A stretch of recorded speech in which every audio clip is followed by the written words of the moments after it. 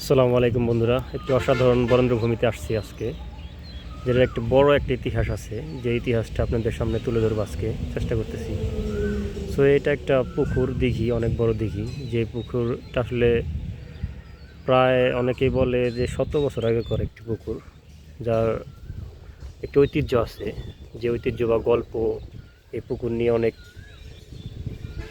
কল্পকাহিনী আছে, যেটা নাকি এক রাত্রের ভিতরে এই পুকুরটি খনন করা হয়। কে বা কারা খনন করে কেউ জানে না। এই পুকুরে নাকি এখনো কখনো পানিও শুকায় না।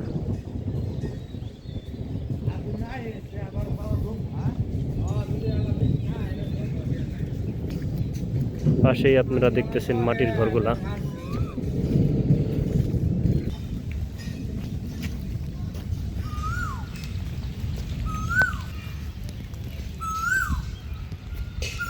কোকিল ডাকতেছে। এই ঐতিহাসিক দিঘিটা আসলে সবচাইতে অবাক করা বিষয়টা হলো এখানকার পানিগুলো শুকায় না, পানি শুকায় না। আর এখানে একটা মিনার আছে, যে মিনারটা আপনাকে দেখানোর চেষ্টা করছি আপনাদের। এই মিনারটার একটা কল্পকাহিনী আছে।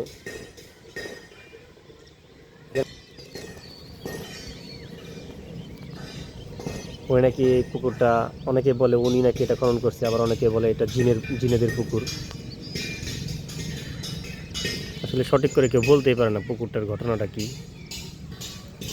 পুকুরে সবচেয়ে অবাক করার বিষয়টা পানি শুকায় না, এটাই।